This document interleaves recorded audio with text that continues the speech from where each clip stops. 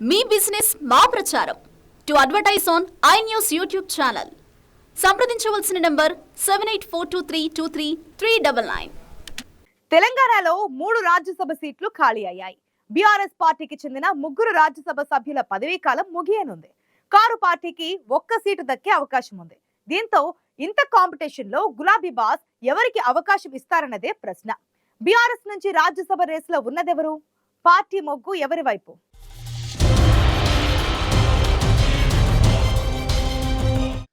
Assembly ఎన్నికలు ముగియగానే జరగబోతున్న రాజ్యసభ ఎన్నికల కోసం తెర వెనుక మంత్రాంగం మొదలైంది. తెలంగాణలో ప్రస్తుతం 3 రాజ్యసభ స్థానాలు ఖాళీ అవుతున్నాయి. బీఆర్ఎస్ నుంచి ప్రాతినిధ్యం వహిస్తున్న బడుగుల లింగయ్య యాదవ్, జోగినపల్లి సంతోష్ కుమార్, వద్దిరాజు రవిచంద్ర పదవీకాలం ముగియనుంది. ఇంతకుముందు బీఆర్ఎస్ పార్టీ అధికారంలో ఉండడంతో రాజ్యసభ సీట్లన్నీ ఆ పార్టీకే దక్కాయి. ఇప్పుడు ప్రతిపక్షంలో ఉండడంతో ఆ 3 సిట్టింగ్ సీట్లలో బీఆర్ఎస్ పార్టీకి ఒక్కటే దక్కనుంది.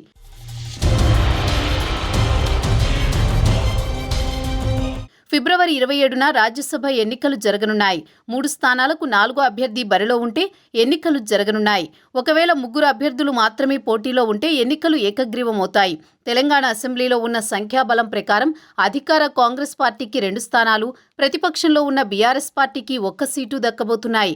119 అసెంబ్లీ స్థానాలున్న తెలంగాణలో కాంగ్రెస్ పార్టీకి 64 మంది ఎమ్మెల్యేలుంటే బీఆర్ఎస్ పార్టీకి 39 మంది ఎమ్మెల్యేలు ఉన్నారు.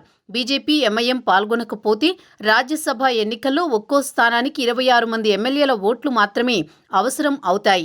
ఒకవేళ బీజేపీలో ఓటింగ్లో పాల్గొనకుండా మజ్లిస్ పార్టీ మాత్రమే ఓటింగ్లో పాల్గొంటే ఒక్కో రాజ్యసభ స్థానానికి 28 మంది ఎమ్మెల్యేల ఓట్లు అవసరమవుతాయి.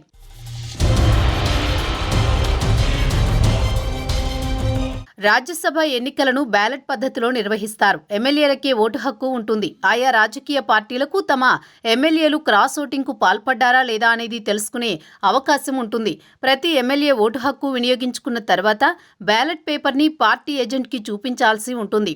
ఒకవేళ రాజ్యసభ ఎన్నికల్లో ఓటు వేసిన తర్వాత పార్టీ ఏజెంట్కి ఎమ్మెల్యే చూపించకపోతే ఆ పార్టీకి సంబంధించిన ఏజెంట్ అభ్యంతరం తెలిపితే ఆ ఓటు చెల్లకుండా పోతుంది.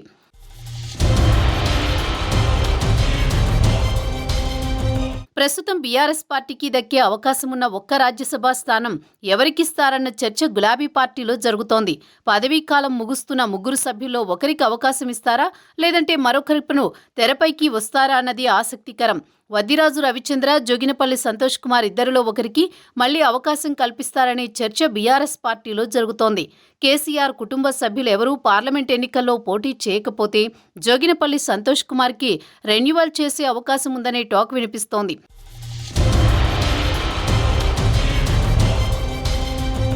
రాజ్యసభ సిట్టింగ్ ఎంపీగా ఉన్న వద్దిరాజు రవిచంద్రకే రెన్యువల్ చేయొచ్చన్న చర్చ కూడా పార్టీలో బలంగా ఉంది. ఎందుకంటే వద్దిరాజు 2.5 ఏళ్లు మాత్రమే రాజ్యసభ ఎంపీగా ఉన్నారు. బండా ప్రకాష్ ముదిరాజ్ ఎంపీగా రాజీనామా చేసిన తర్వాత జరిగిన రాజ్యసభ ఉప ఎన్నికల్లో రవిచంద్ర ఎన్నికయ్యారు. ఇటీవల జరిగిన అసెంబ్లీ ఎన్నికల్లో బీఆర్ఎస్ పార్టీ అభ్యర్థుల ప్రచార ఖర్చును కూడా వద్దిరాజు భరించారని సమాచారం.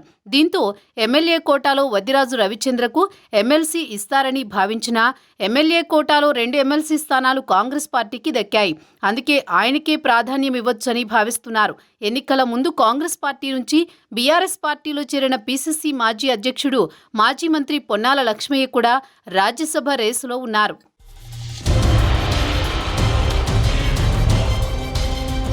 ప్రస్తుతం ప్రతిపక్షంలో ఉండడంతో రాజ్యసభ అభ్యర్థి ఎంపిక గులాబీ పార్టీకి కత్తి మీద సాములా ఉంది. పార్టీ తరపున పార్లమెంట్లో బలమైన వాయిస్ వినిపించడంతో పాటుగా పార్టీకి, అధినేతకు విధేయుడిగా ఉండేవారికి ఎంపిక చేయాల్సి ఉంటుంది. దీంతో ఈసారి జరిగే రాజ్యసభ ఎన్నికల్లో బీఆర్ఎస్ పార్టీ కోటాలో ఆ 1 సీటు ఎవరికి దక్కుతుందన్న దానిపై ఇంటా బయట ఉత్కంఠ పెరుగుతోంది.